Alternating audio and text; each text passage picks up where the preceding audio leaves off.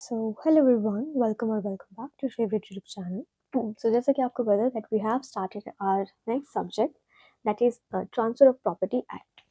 And उसके अंदर हम अपना इंट्रोडक्शन वाला टॉपिक ऑलरेडी कवर कर चुके हैं। एंड आज के इस वीडियो के अंदर हम लोग कवर करने वाले हैं प्रॉपर्टी लॉ के रिलेटेड कुछ इंपॉर्टेंट डेफिनेशंस के बारे में, क्योंकि बहुत सारे बच्चे ऐसे हैं जो कि जिनके लिए ये जो पूरा सब्जेक्ट है लॉ ऑफ प्रॉपर्टी, ये बहुत ही न्यू सब्जेक्ट है।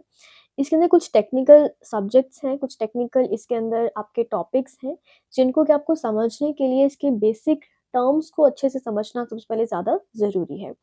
सो आज के इस वीडियो के अंदर हम लोग समझने वाले हैं इसके डेफिनेशंस के बारे में। कुछ around I think 7 to 8 definitions हैं जिनको हम आज की वीडियो में कवर करने वाले हैं, जो कि बहुत ज़्यादा इंपॉर्टेंट है आपके इस सब्जेक्ट के लिए। जब तक आपको वो डेफिनेशन अच्छे से क्लियर नहीं होंगी, तब तक आप आगे वाले इसके जो सेक्शंस हैं इस एक्ट के अंदर, उनको आप अच्छे से समझ नहीं सकते। तो सबसे पहले आपको इनकी डेफिनेशंस को अच्छे से समझना बहुत ज़्यादा ज़रूरी है। सो चलिए बिना किसी देरी के आज की वीडियो को स्टार्ट करते हैं। आई होप कि आप सभी अपने घर पे व्यस्त होंगे, अच्छे से होंगे और खुश होंगे। सो चलिए स्टार्ट करते हैं अपने आज के टॉपिक को, that is the definitions of the transfer of property act.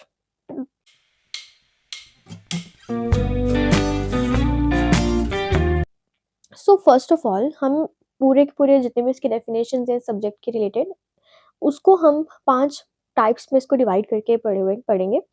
सबसे पहले इसमें मॉड्यूल 1 के अंदर हम समझेंगे इसके सब्जेक्ट मैटर के बारे में कि एक्चुअल में जो हम ट्रांसफर ऑफ प्रॉपर्टी एक्ट पढ़ रहे हैं उसका सब्जेक्ट मैटर क्या है, किन प्रॉपर्टीज़ की ट्रांसफ़र की हम बात कर रहे हैं, कौन सी प्रॉपर्टीज़ हैं। सो मोस्टली यहाँ पर 2 मेजरली इसमें पार्ट्स में डिवाइड करा गया है प्रॉपर्टीज़ को, जिसमें अपना एक साइड पे आते हैं मूवेबल प्रॉपर्टीज़ और दूसरी साइड पे आती है हमारी इमूवेबल प्रॉपर्टीज़।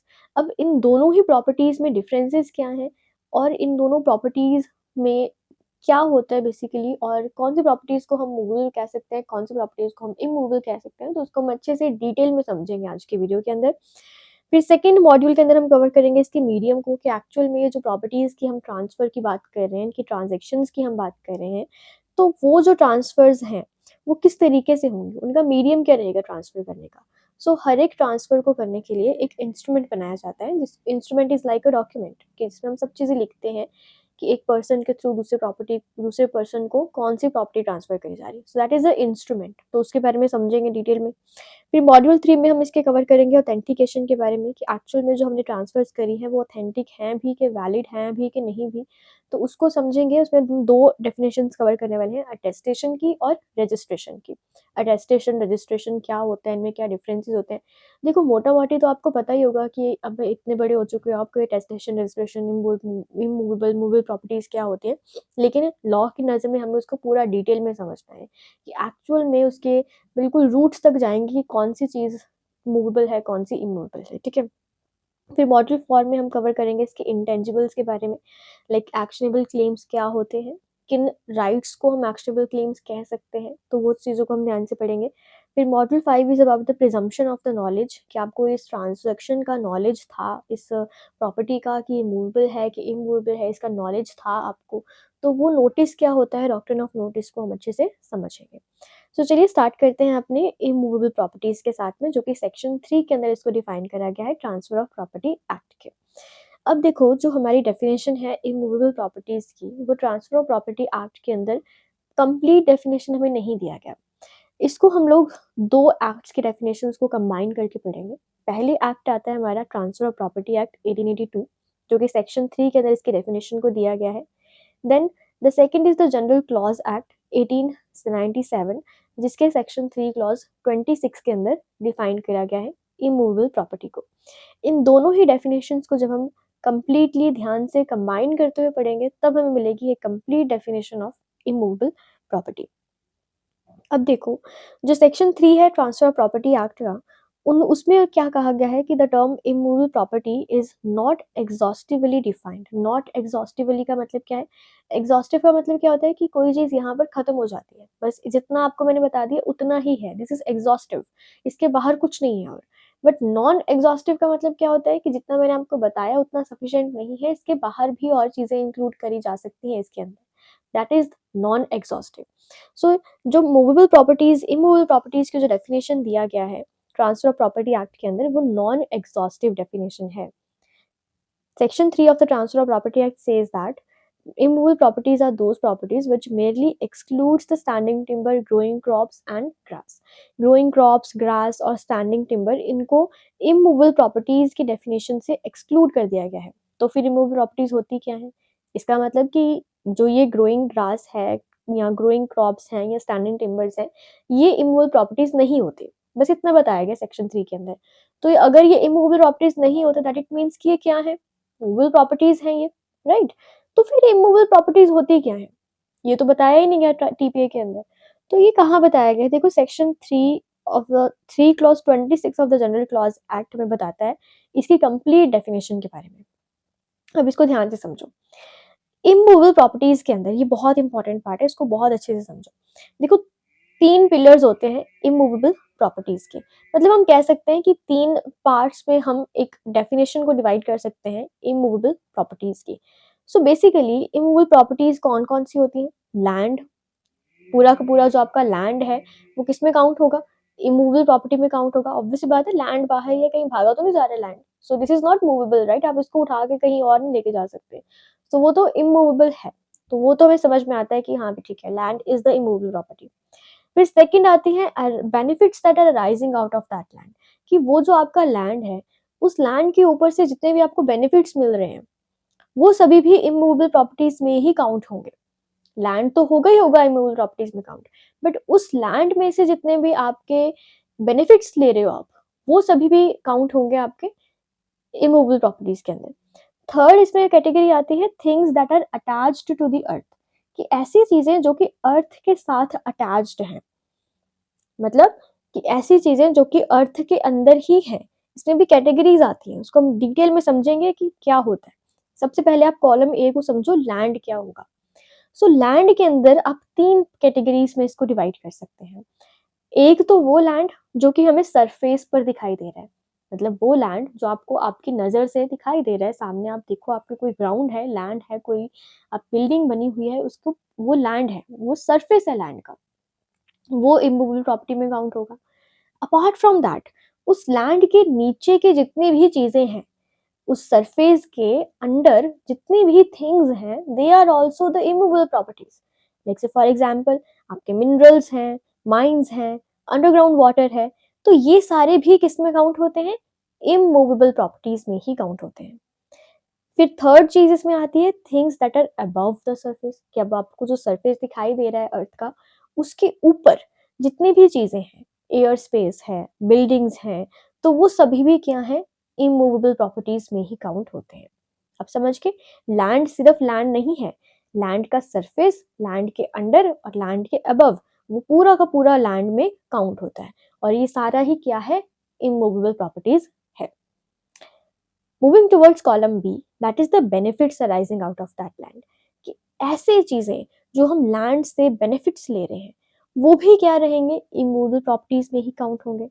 अब इसमें हमारी आती है इनकॉर्पोरियल इंटेंजिबल प्रॉपर्टीज. एक तो होती है कॉर्पोरियल प्रॉपर्टीज, एक होती है इनकॉर्पोरियल प्रॉपर्टीज. एक होती है टेंजिबल प्रॉपर्टीज और एक होती है इनटेंजिबल प्रॉपर्टीज. अब इनमें डिफरेंस क्या होता है? देखो, कॉर्पोरियल या फिर टेंजिबल प्रॉपर्टीज बेसिकली क्या होती हैं? ऐसी प्रॉपर्टीज जिनको हम अपनी नजर से देख सकते हैं, अपने हाथों से टच कर सकते हैं, उन चीजों को हम कहते हैं, उन प्रॉपर्टीज को हम कहते हैं मूवेबल प्रॉपर्टीज, सॉरी, कॉर्पोरियल या फिर tangible properties. Like say for example आप कोई क्यूब हाथ में उठाते हो, आपके हाथ में पेन होगा, आपके हाथ में टैबलेट है, मोबाइल है, तो वो क्या है? एक कॉर्पोरियल प्रॉपर्टी है, टेंजिबल प्रॉपर्टी है. लेकिन intangible property on the other hand क्या होती है? Like say for example the right of वे और ईजमेंट. ईजमेंट का राइट होता है, आपने पढ़ा होगा अपने छोटी क्लासेस के अंदर, कि ईजमेंट का राइट क्या होता है? कि आपका, लाइक से फॉर एग्जांपल आपके घर के बाहर एक ग्राउंड बना हुआ है, ठीक है, एक पाथवे बना बना हुआ है, और उस रास्ते के ऊपर, उस पैसेज के ऊपर चलते चलते लोगों ने एक पाथ क्रिएट कर दिया, ठीक है, शॉर्टकट मान लो आप बना दिया. 20 साल से लोग उसी रास्ते से जा रहे हैं. अब अचानक से आकर आप नहीं कह सकते कि ये तो लैंड मेरा है, मैं यहाँ से किसी और को आने नहीं दूंगा. तो ऐसा आप नहीं कह सकते. वहां पर उनका, लोगों का क्या क्रिएट हो गया? एक राइट क्रिएट हो गया कि वो उसी पाथ को यूज कर रहे हैं पिछले 20 सालों से. तो आप अपना राइट उसके ऊपर नहीं बना सकते. लोगों के पास क्या है? राइट ऑफ ईजमेंट है उसके ऊपर. तो ये चीज़ होती है। राइट ऑफ ईज़मेंट आपका ईज़मेंट एक्ट के अंदर पढ़ेंगे आप, उसके अंदर बताया गया कि 20 ईयर्स तक अगर आप कोई भी चीज़ यूज़ कर रहे हो, तो वहाँ पे उस चीज़ के ऊपर आपका क्या क्रिएट हो जाता है, एक राइट क्रिएट हो जाता है जिसको राइट ऑफ ईज़मेंट या राइट ऑफ वे कहते हैं। फिर दूसरा पर्सन उस आकर उसने आप उसके ऊपर अपना हक नहीं जता सकता। ठीक है? So that is the thing. Then there is right of lease और टेनेंसी। ये भी एक इंटेंजिबल या फिर इनकॉर्पोरेल प्रॉपर्टीज़ में ही काउंट होता है। राइट ऑफ फिशरीज़ या राइट ऑफ फेरी, फेरी क्या होता है? जो चलती है आपके पानी में बोट्स वगैरह, शिप्स वगैरह, तो that is the thing. Then right to extract the minerals, minerals को एक्सट्रैक्ट करने का राइट है आपके पास। तो these rights are the incorporeal और इंटेंजिबल प्रॉपर्टीज़, और ये सारे राइट्स भी क्या हैं? इमूवेबल प्रॉपर्टीज़ में ही काउंट होते हैं, because these are the rights that are exercised over the land and then they yields a benefit out of that land. So इस वजह से इनको भी हम इनकॉर्पोरियल और इंटेंजिबल या इमूवेबल प्रॉपर्टीज में ही काउंट करते हैं। थर्ड कैटेगरी इसके अंदर आती है हमारी things attached to the earth, कि ऐसी चीजें जो कि अर्थ के साथ अटैच्ड है, जिसको हम नेक्स्ट स्लाइड में पढ़ते हैं। सो देखो, things attached to the earth के अंदर हमारी तीन चीजें कवर होती हैं। पहली चीजें तो वो the things that are embedded in the earth, कि ऐसी चीजें जिनको कि जमीन के अंदर एम्बेड करा गया है, खोद कर डाला गया है ज़मीन के अंदर, या ज़मीन के अंदर फिक्स्ड करा गया है परमानेंटली, तो that is known as embedded. Embedded का मतलब समझ गए यहाँ पे आप? एम्बेडेड का मतलब क्या होता है? परमानेंटली आपने उस चीज़ को फिक्स कर दिया अर्थ के साथ। सो that is the thing, embedded is the permanently fixed structures. ठीक है? जो भी ऐसी चीज़ें जिनको आपने अर्थ के साथ परमानेंटली, परमानेंट इंटेंशन के साथ कि आप इस चीज़ को एम्बेड कर रहे हो अर्थ के अंदर, that will be counted as the immovable property. Like say for example आपके हाउसेज़ हैं। अर्थ के सरफेस के ऊपर बने हुए हैं, पर आपने वो जो वॉल्स खड़ी करी हैं उस हाउस की, वॉल्स आपने ज़मीन के अंदर एम्बेड करी हैं। सो इस वजह से दे आर, वो पूरा-पूरा जो घर बन गया, आपकी वॉल्स बनी, वो सब क्या है? इमूवेबल प्रॉपर्टीज़ हैं। सेकंड कैटेगरी इसमें आती है things that are attached to what is तो एम्बेडेड, कि ऐसी चीज़ें जो आपने एम्बेड करी, उसके साथ जो चीज़ें अटैच्ड हो रखी हैं। लाइक से फॉर एग्जांपल आपने कोई वॉल एम्बेड करी है अर्थ के अंदर, उस वॉल के साथ अटैच्ड वो डोर, उस वॉल के साथ अटैच्ड वो विंडोज, उस वॉल के साथ अटैच्ड वो आपने जो रूफ बनाई, उसके ऊपर जो सीलिंग फैन लगा हुआ है, सो रूफ, सो वो सब चीजें बेसिकली किसमें काउंट होंगी? They will be also called the immovable properties. ठीक है? मतलब things embedded to the earth तो होगी ही होगी इमूवेबल प्रॉपर्टीज, बट उसके साथ साथ the things that are attached to what is so embedded, कि ऐसी चीजें जो कि एम्बेड करी गई हैं, उसके साथ जो चीजें अटैच करी गई हैं, डोर्स, विंडोज, परमानेंट एंजॉयमेंट के लिए बेसिकली, तो उसको भी हम इमूवेबल प्रॉपर्टीज में ही काउंट करेंगे। थर्ड कैटेगरी इसके अंदर आती है things rooted in the earth, कि ऐसी चीजें जिन जो कि अर्थ की रूट्स में जाती है, मतलब अर्थ के अंदर जिसकी रूट्स हैं, ठीक है, उनको भी हम क्या कहेंगे? इमूवेबल प्रॉपर्टीज कहेंगे। लाइक प्लांट्स हैं, ट्रीज हैं। बट यहाँ पर एक थोड़ा सा कंफ्यूजन आपको हो सकता है कि सभी प्लांट्स और सभी ट्रीज को हम इमूवेबल प्रॉपर्टीज में काउंट नहीं कर सकते, इसमें कुछ एक्सेप्शंस आते हैं हमारे पास। एक्सेप्शंस क्या कहती हैं? वही एक्सेप्शंस जिनको कि इमूवेबल प्रॉपर्टीज की डेफिनेशन में से एक्सक्लूड करा गया है ट्रांसफर ऑफ प्रॉपर्टी एक्ट के अंदर। सो that is the standing timber, growing crops and growing grass. क्या आपका टिम्बर क्या होता है? टिम्बर होती है वुड। ठीक है? आपकी जो भी वुड है, आपका जो भी ट्री है, उसकी वुड को जब हम यूज़ करते हैं कमर्शियल पर्पसेस के लिए, लाइक शीशम वुड होती है, नीम वुड होती है, तो उससे क्या बनते हैं? फर्नीचर्स बनते हैं। सैंडलवुड होती है जिसको हम चंदन कहते हैं, तो उसको यूज़ करते हैं कमर्शियल पर्पसेस के लिए। तो जब भी कोई वुड, जो भी कोई ट्री को हम किसी कमर्शियल पर्पसेस के लिए यूज़ करते हैं, that is called a timber. फिर वो क्या बन जाती है? टिम्बर बन जाती है। ठीक है? सो स्टैंडिंग टिम्बर हो सकते हैं। ग्रोइंग क्रॉप्स, कोई क्रॉप्स आपने उगाई, पल्सेस उगा रहे हो, व्हीट उगा रहे हो, बार्ली उगा रहे हो, राइस उगा रहे हो, सो वो भी कमर्शियल पर्पसेस के लिए कर रहे हो, so that is also known as the move. उसको भी हम किसमें एक्सक्लूड कर देते हैं? इमूवेबल प्रॉपर्टीज के कैटेगरी में से। भले ही वो भी प्लांट्स और ट्रीज ही है, but they are not the simple plants और ट्रीज। ठीक है? फिर ग्रोइंग ग्रास आता है इसके अंदर, जो नॉर्मली ग्रास उगता है, तो उसको भी हम मूवेबल प्रॉपर्टीज में ही काउंट करते हैं। तो स्टैंडिंग टिम्बर, ग्रोइंग क्रॉप्स और ग्रोइंग ग्रास की कैटेगरीज को एक्सेप्शंस में काउंट करा गया है from the things that are rooted in the earth. अब देखो कैसे पता चलेगा कि कोई भी चीज़ आपने, मान लो अब नॉर्मली कोई पेड़ उगा हुआ है, तो कैसे पता चलेगा कि वो जो पेड़ है वो स्टैंडिंग टिम्बर है भी, कि या फिर वो एक नॉर्मल प्लांट है, उसको मूवेबल कहेंगे कि इमूवेबल कहेंगे? कैसे पता चलेगा? सो वो कैसे पता चलता है? सो यहाँ पे एक केस आया था, Shantabai versus state of Bombay, 1958 का केस है, जो कि बहुत इंपॉर्टेंट केस है, जो हमें डिफरेंस बताता है मूवेबल और इमूवेबल प्रॉपर्टीज़ के बीच में। बेसिकली उन्होंने क्या कहा कि अगर कोई भी प्लांट लगाया गया है, कोई भी ट्री लगाया गया है और उस ओनर की, जिस पर्सन ने उस ट्री को लगाया है, उस ओनर की इंटेंशन थी कि मैं इस ट्री को कमर्शियल पर्पज़ के लिए यूज़ करूँगा, तो फिर तो वो स्टैंडिंग टिम्बर बन जाएगा। बट अगर मान लो कि जिस टाइम पर उस ओनर ने उस प्लांट को प्लांट करा, मतलब प्लांट लगाया, तो उस टाइम पर उसकी इंटेंशन थी कि मैं इसको परमानेंटली बस रखना चाहता हूँ ऑक्सीजन के लिए, मान लो।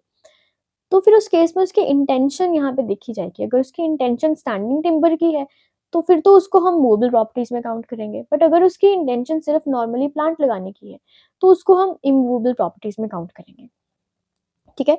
हाउएवर जितने भी हमारे फ्रूट बेयरिंग ट्रीज़ होते हैं, उनको हम इमूवेबल प्रॉपर्टीज़ में ही काउंट करते हैं। बट स्टैंडिंग टिम्बर के केस में वो मूवेबल है कि इमूवेबल है, वो किस पे डिपेंड करता है? Upon it depend upon the intention of the owner. इसके अलावा एक और केसेस में आता है, बाबूलाल वर्सेस भवानी का केस है 1912 का।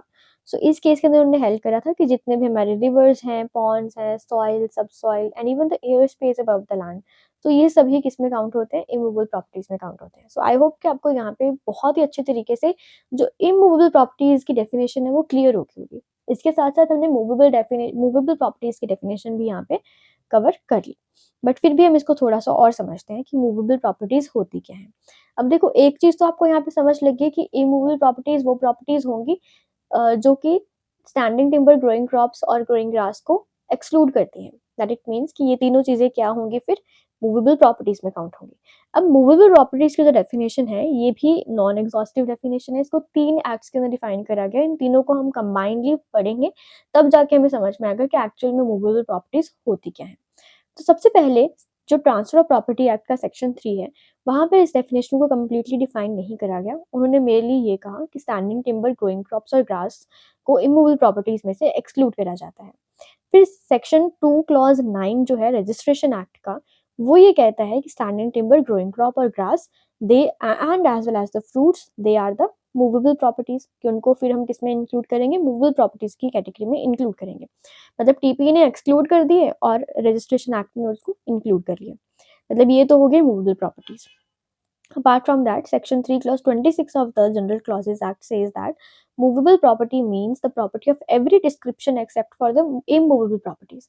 कि हर वो प्रॉपर्टी जो कि immovable प्रॉपर्टी नहीं है, उसको हम क्या कंसिडर करेंगे? मूवेबल प्रॉपर्टीज कंसिडर करेंगे। ठीक है, समझ के? आई होप कि आपको ये 3 चीज़ें यहाँ पे समझ आ गई होंगी। फिर इसका मतलब ये कि ऐसी प्रॉपर्टीज़ हमें पता तो चल गई कि इमूवेबल प्रॉपर्टीज़ क्या होती हैं, वो हमने डेफ़िनिटली हमने ध्यान से पढ़ ली। वो 3-4 पॉइंट्स हमने पढ़े थे, अच्छे से डिटेल में समझ लिए। उसके अलावा जो भी प्रॉपर्टी होगी, क्या उसको हम मूवेबल प्रॉपर्टीज़ कहेंगे? बिल्कुल, as per the general क्लॉज़ेस act. अब वो कौन-सी प्रॉपर्टीज़ हो सकती हैं? स्टैंडिंग टिम्बर, ग्रोइंग क्रॉप्स हो गए। Then things or machinery placed on the land without the intention of permanent annexation, कि वहाँ पे हमने पढ़ा था ना कि अगर आपने थिंग्स को इस इंटेंशन से लगाया कि आप परमानेंट फिक्सचर्स क्रिएट कर रहे हो, उसके परमानेंट बिल्डिंग्स क्रिएट कर रहे हो, तो इन दैट केस फिर तो हम उसको कहेंगे कि वो क्या है? एक इमूवेबल प्रॉपर्टी है। बट अगर मान लो कि आपने प्रॉपर्टी के ऊपर सिंपली जस्ट कोई मशीन रखी हुई है वहाँ पे, तो इन दैट केस आपने उसको एम्बेड तो नहीं करा वहाँ पे, या आपने इस इंटेंशन से तो नहीं रखी कि मैंने इसको ज़मीन के साथ परमानेंटली अटैच कर दिया है। तो इस वजह से उसको हम मूवेबल प्रॉपर्टी में काउंट करेंगे, राइट? अपार्ट फ्रॉम दैट, हमारी जो इंटेंजिबल प्रॉपर्टीज में आते हैं government promissory notes, royalty, copyright. तो कॉपीराइट, रॉयल्टी और गवर्नमेंट प्रॉमिसरी नोट्स ये मूवेबल प्रॉपर्टीज होती हैं। देन राइट ऑफ वर्शिप, यजमान वृत्ति, payments that are made to the pandas, तो ये सब भी किसमें काउंट होती है? मूवेबल प्रॉपर्टी होती है। Then decree for the arrears of rent, decree for the sale of mortgage immovable property. Then right to maintenance allowance and right to enjoy usufruct of the fruit trees, तो उसको हम किस में count करते हैं? यूजोफ्रक्ट क्या होता है? तो वो जब मॉर्गेजेस वाला पार्ट कवर करेंगे उसमें आपको डिटेल में समझाऊंगी इसका मतलब। सो फिलहाल के लिए आप ये समझ लिए कि ये सभी चीज़ें क्या हैं, ये मूवेबल प्रॉपर्टीज में काउंट होती हैं। सो यहाँ तक हमने समझ लिया कि मूवेबल प्रॉपर्टीज क्या होती हैं और इमूवेबल प्रॉपर्टीज क्या होती हैं। बट अब आपके दिमाग में एक क्वेश्चन आ रहा होगा कि इन प्रॉपर्टीज में डिस्टिंक्शन करना क्यों ज़रूरी है? क्यों हमें ये जानना ज़रूरी है कि इस प्रॉपर्टी को मूवेबल कहते हैं, इस प्रॉपर्टी को इमूवेबल कहते हैं?